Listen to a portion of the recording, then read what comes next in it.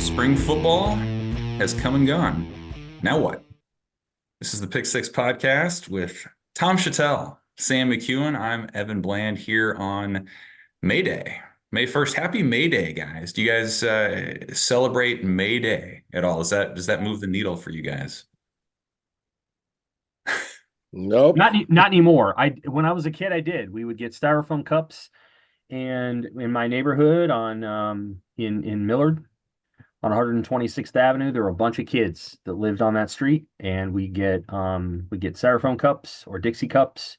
We'd fill them with candy, and we would put them on people's doorsteps and ring doorbells and run away. So we do it for all the neighbors. Yeah. So I did that as a kid. That was actually something we did every year. And then, we don't celebrate that anymore.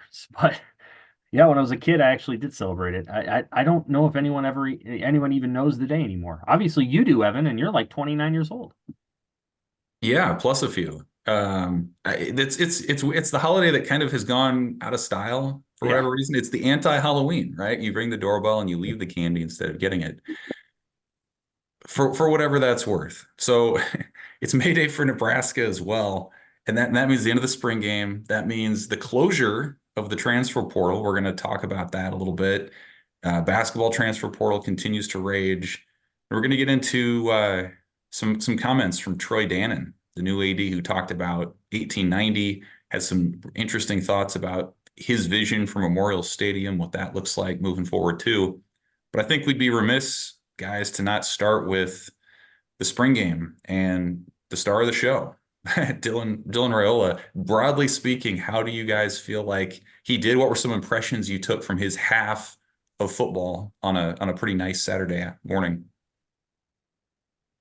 Well, there was a lot to like. I mean, there was a lot of, obviously all eyes were on him and what he was going to look like and how he was going to operate, and was he going to fly into the stadium with a cape and or come out of a phone booth. I mean, by the way, what the hell is a phone booth? Anyway, I can't remember.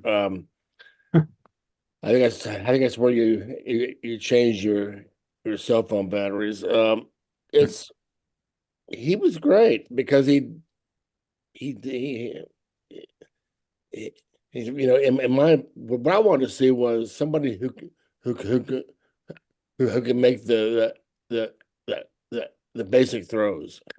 It's been a long time. I mean, and it's not like the quarterbacks in Nebraska have been terrible, but there have been so many passes at people's feet, over heads, and these are just short passes. You know, the swing passes, just simple plays that have been hard to make. And when it's hard to make the basic plays, it's hard to win games in the Big Ten. So it's just good to see right out of the gate. First pass, right there, boom. Um, and so I was very encouraged. No, he doesn't. He was not perfect, and it's not going to be perfect next year. He's going to get blitzed. The coordinators are going to fool him. They're going to disguise coverages. He's going to make a mistake or two. The key will be, how does he respond to that next year after he makes a mistake? Does it lead to more mistakes, or is he calm and is he poised? I think he'll be calm and poised. But I just, he didn't have. I thought he was really good, and he just has to be good next year. He doesn't have to. He doesn't have to be great. He doesn't have to lead them to any kind of championship, because they aren't ready for that yet. But they just need to get to a bowl game. They need somebody to set the tone for energy, starting a game the right way. And I think he'll do that. And I think he'll make enough plays that they just need to get out of they need somebody to get them out of the ditch and onto the road and moving forward. And I think that's what will happen next year.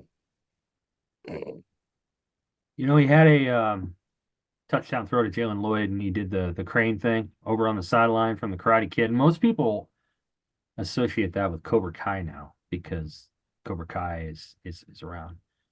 And so like he had a couple of Cobra throws. And by that I mean you don't really know what's going to happen before it does. And then it's almost like it just the ball's out and it's going somewhere that you're not expecting it to go. And that happened a couple times. One of them was that throw to Alex Bullock right up the middle of the field on third down. Another one was to Ja'Cory Barney in the middle of the field on third down. And the other one was on that 2-point conversion. And the ball just gets there fast. And he's able to do it from a footwork standpoint that looks so laconic. Like he's not, the foot movements aren't exaggerated. You know, he's able to throw off platform. He's able to throw like he's hitting, you know, he's swinging a golf club. For people who hear the tornado sirens in the background, that is not a tornado. It's just the first Wednesday of the month. Our hearts and our prayers go out to the folks who went through that last Friday, but that is not a tornado right now. So, you know, like there's just a quality to his game that's hard to predict. And it's a good quality. At times it'll get you in a little bit of trouble, probably. I think Tom makes a great point about defenses doing stuff that he doesn't expect and getting him a couple of times. That'll probably happen. But he's going to get defenses a couple times too. That's part of his skill set. And so there's things about his game that I really liked. I thought he threw some of the short passes well. Some of the short stuff, you're not trying to take anybody by surprise. You're just trying to do it well. And I thought he did it well. I thought he managed and handled things quite well. I thought he, you know, managed to pocket well. There were a couple times he scrambled and he was able to get out. He kind of does the Patrick Mahomes, tuck the chin down and run kind of thing. And it looked good. So I thought he played pretty well for someone who had a lot of expectations on his shoulders. I thought they managed his media exposure well in camp. He only talked once, and it was with all the other quarterbacks. But I thought he played well on Saturday, and then I thought his press conference for 7 minutes was also very good. I thought he did a nice job in that short setting, too, of answering the questions we asked and exuding some excitement and energy, taking accountability for his interception, and doing that all within, you know, he didn't sound like a Pollyanna when he was doing it. There's a lot of natural qualities about Dylan Raiola that are pretty appealing. I'll say that. I thought the throw that you talked about with where he hit Alex Bullock over the middle, that one to me was like the one that I think had everyone kind of nodding their heads. Like the timing was right. It fit right into a window. I had just the right amount of touch and velocity. Like that throw to me was one like, okay, I don't know that any Nebraska quarterback in the last handful of years was making that throw. Not or maybe even attempting it. So like I thought that was that was notable. The touch he had on the pass to Bonner in the end zone was really impressive. And you know, I think to your point too, Sam, like he has an ability to just kind of know what the situation calls for. Like when he needs to be locked in, he's locked in and commanding a huddle. When he's on the sideline and he wants to put his arm around a guy, he can do that. We've already seen he's extremely active as a recruiter as well. And we've heard from recruits who've only had great things to say about him and that sort of thing. So it feels like, you know, what was it, 2 or 3 weeks ago when we saw that part of the open scrimmage and Daniel Kalen looked good. I think he's still a talented player, but to me, it feels like, man, Nebraska found their guy on Saturday with just what we saw with Raiola. I don't know, maybe that's an overreaction if you guys agree, but it kind of felt like, yeah, this is going to play out a little bit more, but you know, I think Raiola's done everything that you can ask for him to be the guy. Go ahead, Tom. No, I was just gonna say I'm really curious how many or how often he's gonna see Patrick Mahomes. And I mean, is this like gonna be a thing that he's gonna do all spring and summer? Is this a one-time session? Is he going to be the young protege? Is he? I'm sure Mahomes has got many kids who want to learn from him, and he probably charges a steep price as well. But I'd just like to know what's going to rub off on Dylan from, because the thing about Mahomes, guys like Mahomes, it's like George Brett trying to teach, or Rod Carew trying to teach somebody how to hit. Only they know. Only the geniuses know what they can do. Larry Bird trying to coach. You can't coach competitiveness. You can't coach, what those guys have. What they see, but nobody reads blitzes better than Mahomes. And is that sort of a detail, maybe a trick that he can teach Raiola? Just what's he going to learn from him, and especially the leadership thing. Is that I don't think leadership can be taught necessarily, or learned. I think you either have it or you don't. The real leaders, so I'm curious about what's he going to learn from him, and that I think is not going to shape his game necessarily, but maybe going to add to it, as sort of like a supplementary thing. Because I think Dylan is who he is, probably, and he's still very young, but and another thing that I'm not sure it came out in the spring game, but does Dylan have the locker room yet? Is he commanding? Is he a commanding presence on that team right now? You could go back and to '92, and the Huskers on that team would tell you that Tommy Frazier had the team from the minute he stepped on the field, and he was a different personality than Raiola. Much more of a hard ass. Didn't have time to really hang out and chew the fat. His press conferences were very short and curt, and he didn't suffer fools, and I was certainly one of the fools.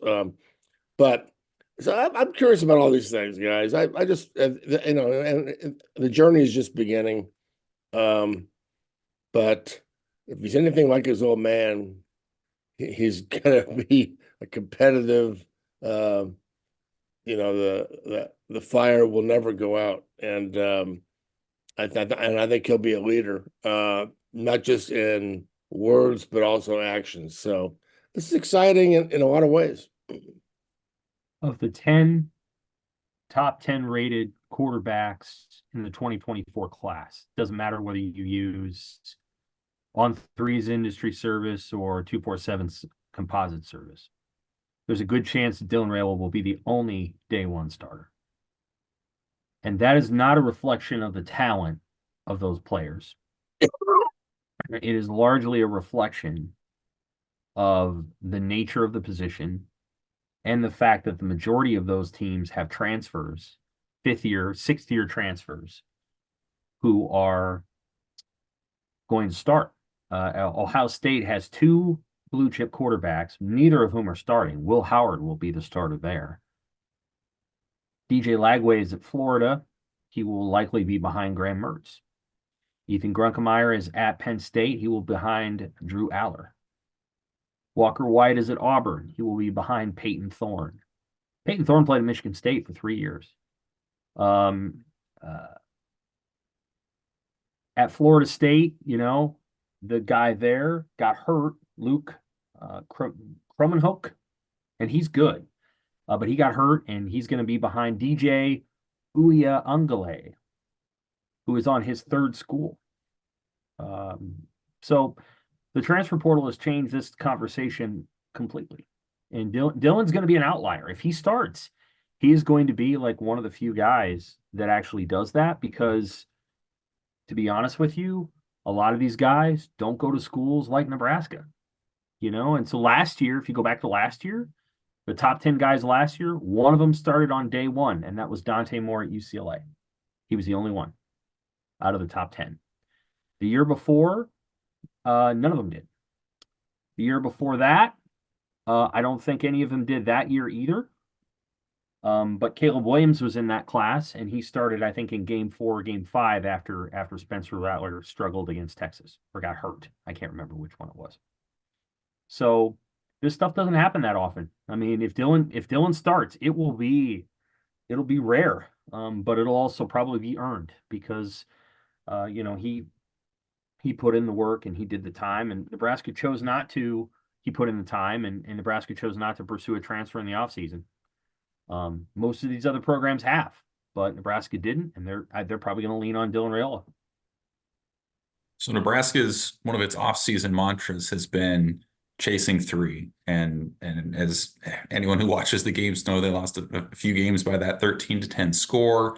They're trying to make it up. So expanding out, and this conversation can include Raiola, but when you look at what you saw from the offense this spring, what you saw from the offense in the spring game, does this offense have the potential, maybe the likelihood of being 3 to 6 points better when you factor in the quarterback situation as well as what we've seen at receiver and running back? I mean, because we kind of have a sense of what the defense is and what special teams are, a lot of returning players in that sense. How much better can this offense be based on what you guys saw? Well, it's just one spring game. And I would add, they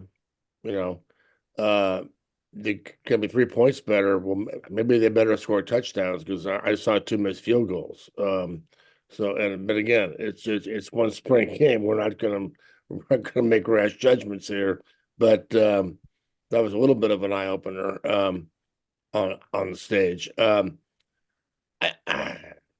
Yeah, I think they can be that much better. I mean, because it's about scoring points. It's about making plays, and they've got some guys who can make plays. We saw them on Saturday, and it's just going to be about mistakes and getting out of your way and turnovers. And there were still 9 penalties on the red and white. So those are the things that are going to hurt. But so yeah, I think talent has a way of erasing mistakes too. So you can have a couple penalties, but if you just score a touchdown the next play 80 yards, okay, there you go. So Nebraska just hasn't had a lot of that talent in a while. But I don't know. Yeah, I think they can be that many points better, but as we saw, they got to get a consistent kicker going. That you don't want to settle for the field goals, but that's an area that has got to get shored up. So. Yeah, I think they'll get 3 to 6 points better. I don't know that that'll be that big of a leap. I'm not sure the defense will not give up 3 more points too. So, I think there's things that Nebraska's offense can get a little bit better at.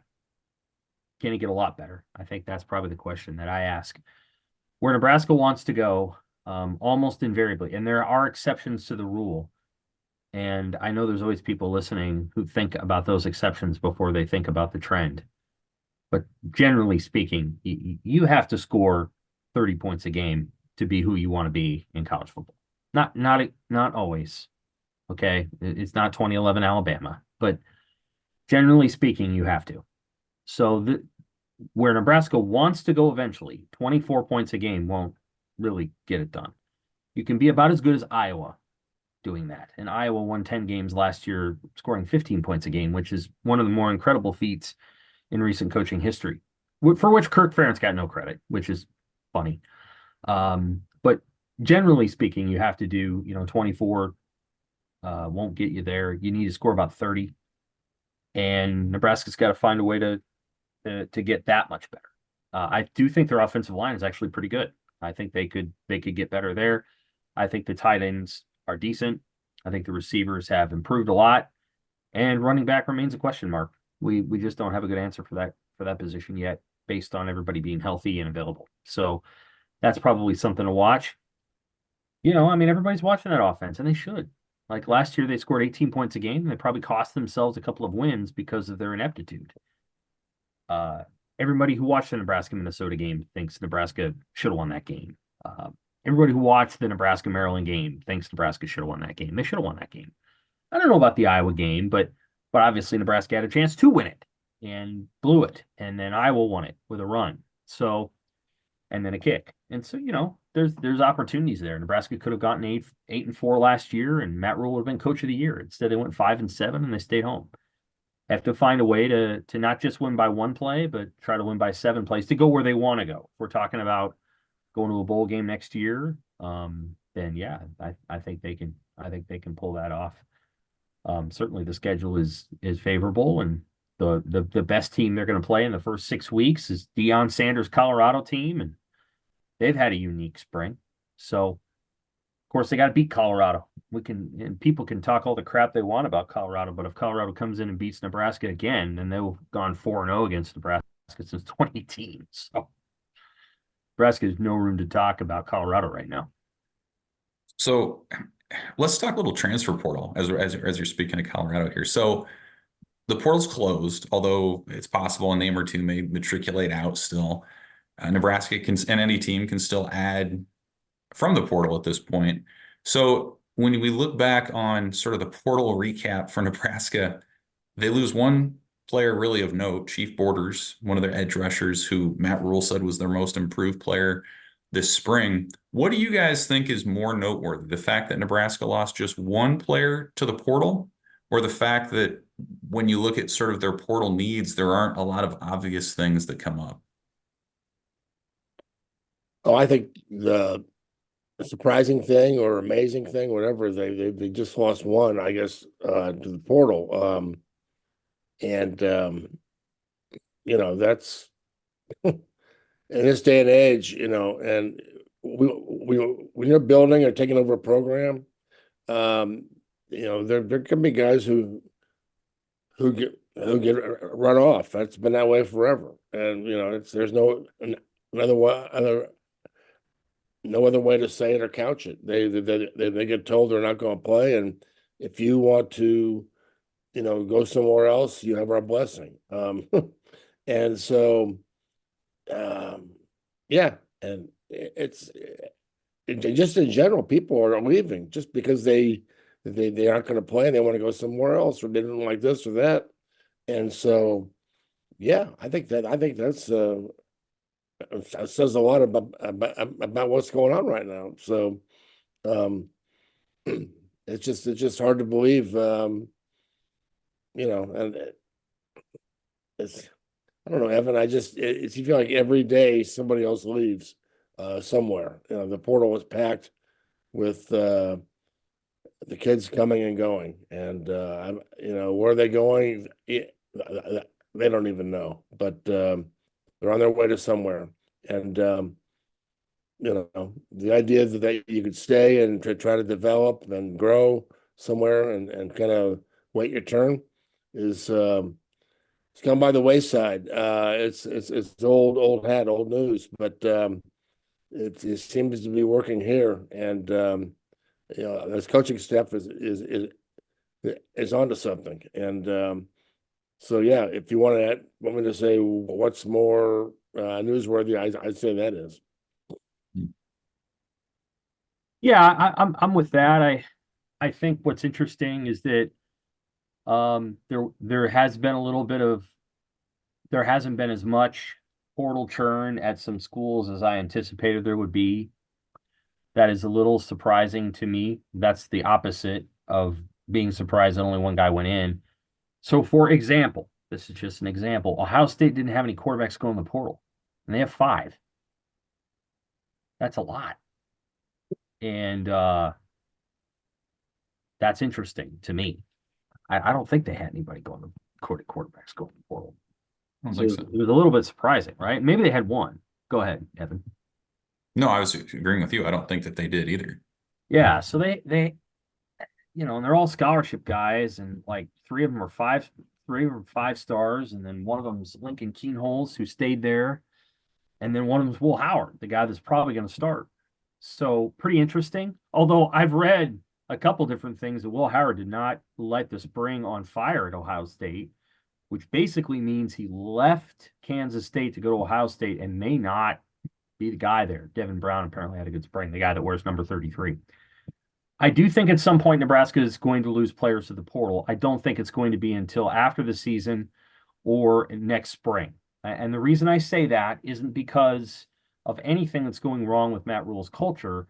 I just think guys like his culture so much that they're willing to stick it out like maybe 6 to 8 more months before it becomes abundantly clear that they're like 3rd or 4th on the depth chart. So I mean this as a compliment, but eventually that day is gonna come when, and Rule's an honest guy, he's gonna tell the guy, hey, we love you. You need to know you're probably gonna be you're not probably gonna start here. And some of those guys are gonna be like, I want to start. I need to go somewhere else. And there will be a exodus is probably too strong of a word, but there's going to be some departures, double digits, because you just can't expect to carry that many offensive linemen and defensive backs and think that they're all going to stay and like not play. So, there's going to be some of those things that happen, but I think the culture at Nebraska is good. I think the guys like being there. I think they feel supported academically and whatever you call it, existentially. So Nebraska's done a pretty good job. And it's a little surprising, but at the same time, I think Nebraska's established something that people want to be a part of. Chief Borders to me fits the example of somebody who's ready to start and like ready to play 50 snaps a game at a school. And I think Nebraska could guarantee that for him. I think he would play 25 next season, but I don't know that he's going to be a 50 snap starter. They don't have a lot of 50 snap starters, to be honest with you. Tommy Hill, Isaac Gifford, maybe Singleton if he's healthy. But a lot of these guys are not going to play that. They're not going to play 50, 60, 70 snaps because they have depth. So I can understand Chief Borders wanting to go somewhere and play a lot more football than he's probably going to play this upcoming season. I think the other side is still interesting though too. I mean, it's been a while. In the portal era, I'm trying to think of a time when Nebraska could add players and you're like, they're probably pretty good at most spots. I mean, Matt Rule kind of left open the door with the quarterback conversation. You kind of said, we'll consider everything, but I didn't get the sense that they were gung ho about going out and adding to that room specifically. And you look at, it's hard to always gauge what portal offers are out there, but we know they offered a defensive lineman from the Division II level. They offered Dylan Edwards, the running back from Colorado who committed to Kansas State. So like you can tell that they're still active, but it doesn't seem to me like they have to add somebody. And I think that is a testament to some of the depth that they've grown, maybe the roster size, and all the rest. But it's a different sort of vibe now. Like as you said, Tom, every day you look around and someone's coming or going, and it was pretty quiet for Nebraska. That might be the best sign yet that some culture's heading in the right direction. Yeah, I was just going to add when you talk to Rule about this process, he's in this mode where his last 2 stops, year 3 was the big bang, the big breakthrough year. And I think he's kind of on that timetable here. I think this is the second spring. They know everybody now on the roster, and I think everybody's on the table. Everybody has got a chance, and they're trying to figure out who's going to be out there. Still, they have a pretty good idea of a lot of positions. But in terms of playing time, I think everybody's in the conversation right now. And I think that's what's keeping a lot of guys here. Like a year from now, another recruiting class, a year, next fall of growth, and guys sort of settling into roles and starting positions. I think going into year three, the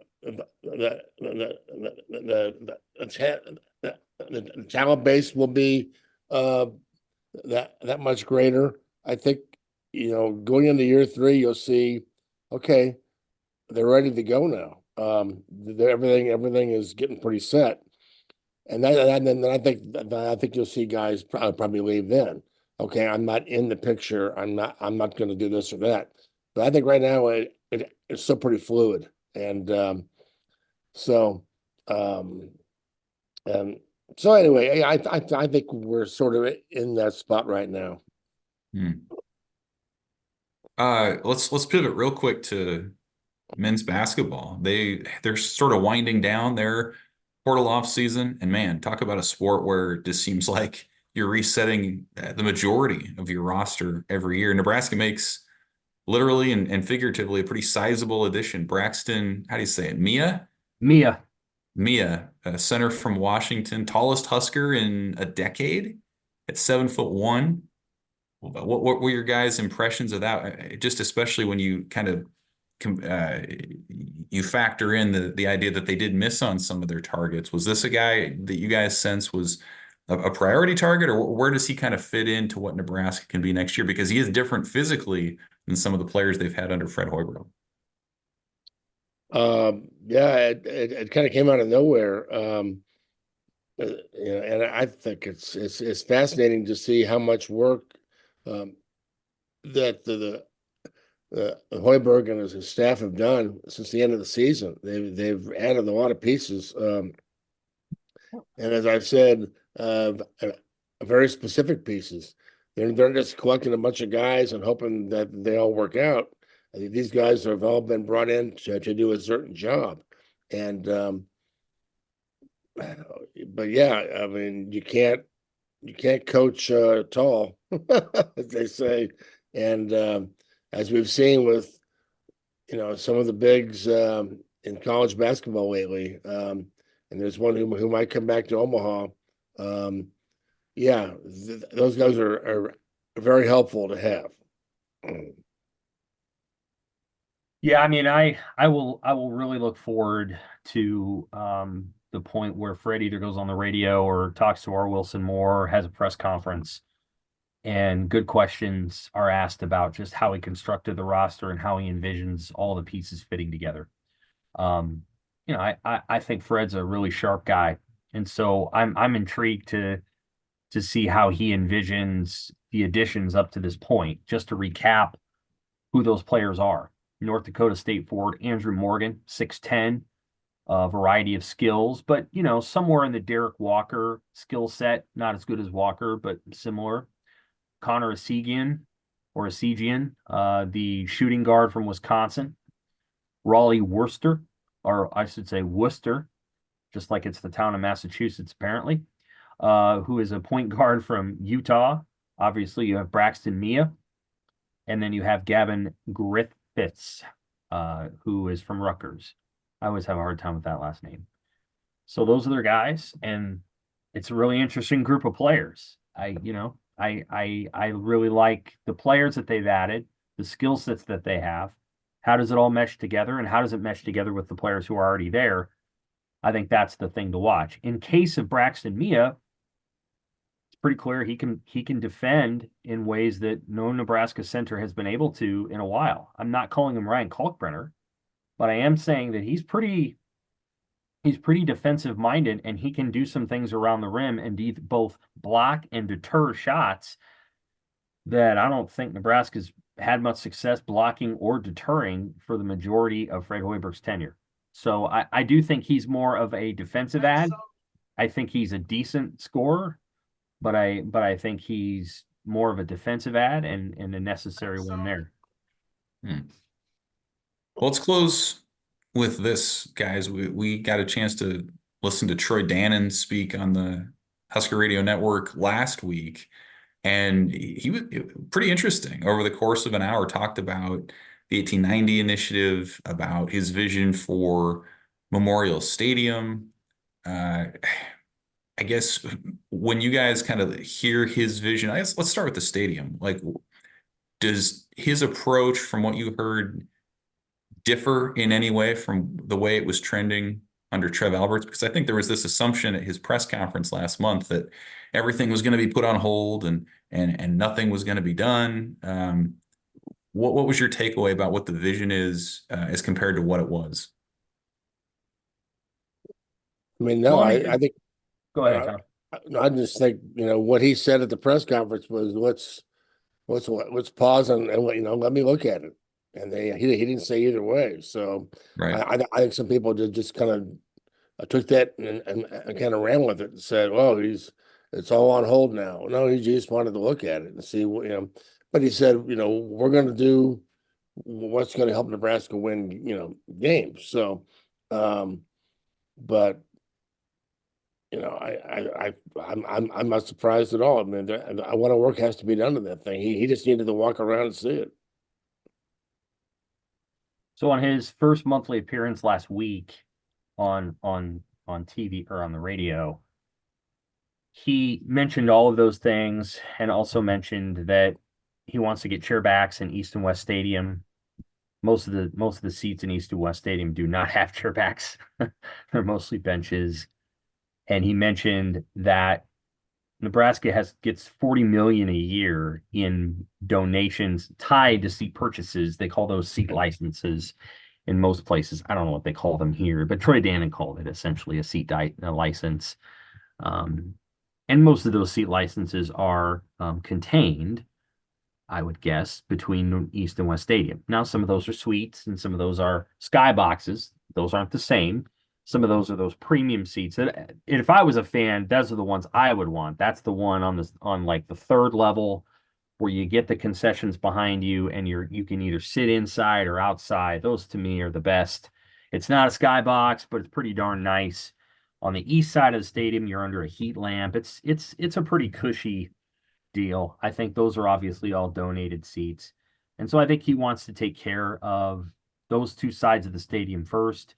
Or seem to indicate that was something that was a priority. Remember that a lot of those places don't have cup holders yet. So you can go to PBA and go watch a basketball game at PBA and the incline is intriguing at PBA, but there is a cup holder down there. And if you watch your foot, you won't kick your pop out. But there's a cup holder. And at Memorial Stadium, you can be sitting on the 37-yard line, which is a great seat, watching Nebraska, Michigan in 2021, and there may not be a cup holder. So I think there's some things he wants to improve there. The South, I think the big question about the stadium renovation is going to be related to South Stadium. You don't have a ton of people over there who are necessarily shelling out big bucks for a seat license. One of the reasons is that the student section's over there, and the other reason is that the opponent section is over there. And then there's just fans that have been going there for a really long time that love to sit 93 rows up. That's great. Those are fun places to sit, and I think that's super. The question then becomes, though, like, how are you going to try to take care of that group of fans, and how are you going to monetize South Stadium in a way if you never renovate it? It's a complex issue because to renovate South Stadium means tearing it down. To tear it down means you're going to displace all of the people in South Stadium. That's going to piss people off. Simultaneously, when it's reconstructed, if they go forward with the plan they have now, people will be much happier with the experience in South Stadium. So it's a trade-off, and I think it was a trade-off that Trev Alberts was comfortable with, but I don't know that Troy Dannon feels the same way. And moreover, I don't know that the private money is getting raised in a way that makes people feel comfortable with that portion of the renovation. It's very hard to renovate South Stadium without taking it all the way down because it is a giant wedge. It is not a two-section piece. It is, like a battleship. So I think that's where things stand with that. We'll have a story sometime in June that recaps all this and brings us up to the moment.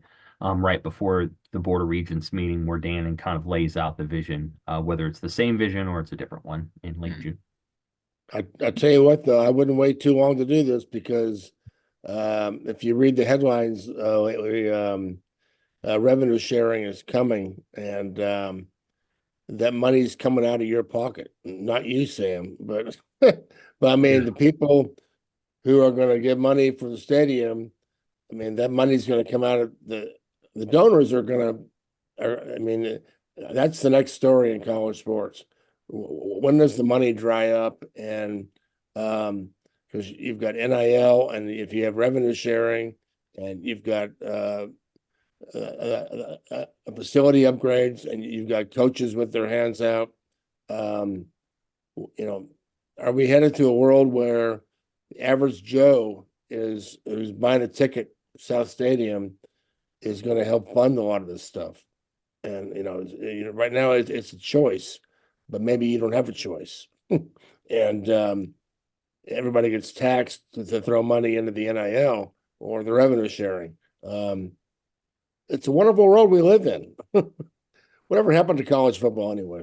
Well, what I'm curious about is if revenue sharing is where it goes, and it looks like it's heading that way pretty quickly, then what does NIL become? Like if players are getting X amount of this multi-billion-dollar pie, does the NIL portion have the same amount of impact? Is that where the donations are going? If the players are already being taken care of financially, or is more always better no matter what, and that continues forward? Like that to me is the interesting part, is like there's always going to be money somewhere, but like where do you put it strategically? Like if you're bound by law to revenue share with players, where does that donation money go? Does it still go to NIL? Does it go back to facilities? Like what happens there?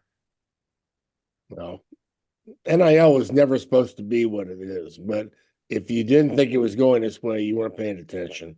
But it was never meant to be. Um, let's raise money to go get players to come to our school. It was supposed to be. Um, I can't think of the clothing store in Lincoln. Like there's a Jerry Ryan in Omaha. We're going to go hire so and so to help us sell suits, and we're going to pay him a little money on the side. That was NIL's intention, was to allow athletes to make a few bucks on the side. Well, a few bucks turned into a million pretty damn quickly, didn't it? So but nobody can get hold of the tiger running loose. It's going to be loose, and so I don't know what that. But everybody's afraid to put restrictions on anything involving athletes right now because they're afraid they're going to get shot down in court. So again, the money is it's going to run out at some point, and I've already heard of about NIL collectives that are having a hard time. The people aren't giving what they used to because they've got to do this, they've got to give over here, they got to give over here. And don't forget the university overall mission of every school has got their hand out too. Well, we have buildings, we have to do this to the campus. We have these projects that need to be done. So a lot of choices, a lot of hands out, and but the revenue sharing, I wonder if it's going to be some kind of a tipping point that maybe a lot of this stuff is going to get limited. It's going to run dry. It's again, I'd rather talk about who's playing quarterback. Yeah, I think that's all good thoughts. Within the construct of Dannon's comments, he obviously they're talking about 1890 in a way that Trev Alberts never did, and there's been a pretty hardcore push to promote 1890 and to get as much money into that collective as possible over the last 2 months. Matt Rule's kind of wearing the gear and talking openly about him. I think he keeps sort of inserting these comments about the cost of a quarterback and tampering and things like this just to reinforce the need to make sure that athletes feel comfortable with sticking around, because you don't want a situation like what happened with Wisconsin basketball. Wisconsin basketball had a good season. I mean, I know they lost in the first round of the NCAA tournament, but they had a good season otherwise. And to hear Greg Gard say it, they just couldn't afford to keep the players in their program. They didn't have enough money. And that's an unfortunate situation. What you would hope is you can create a scenario where the athletic departments can at least leverage the funds themselves, as opposed to a group of very wealthy people deciding whether they like the coach or not, and their opinion of the coach determining whether or not they pony up money. That's one of the concerns going forward if you don't put it within the institution, is that increasingly the people who are outside the program can just say, well, we don't really like this coach, so we're just not going to put any money into it, and players are going to leave, and then they're going to leave, and then the coach will be gone. Like it's a kind of passive form of, and yeah, you could say, well, they could do that anyway, but with facilities, it's a little bit different than just direct money payments. So I'm sure institutions are excited to move into a realm where they can control some of that, and it doesn't become about individual donors making decisions about who gets money and who does what. So I think that's something to watch going forward. That obviously 1890 and Matt Rule love each other. That's a great relationship. I guess I'm talking about a school like potentially Wisconsin or West Virginia football. The West Virginia football boosters appeared to move most of their money from the football program to the basketball program. It didn't work. West Virginia didn't win any basketball games last year, but you see my point. Yeah. Well, Portal Combat will continue on in earnest. So will we. We might be back next week. We might be back in 2 weeks. We'll see how it goes. Carry out of the spring game. Talk a little bit of recruiting, more transfer market happenings, and probably some Nebraska baseball on the stretch run of its regular season as well. For Tom and Sam, I'm Evan. Thanks for listening, Husker fans. This is the Pick Six Podcast.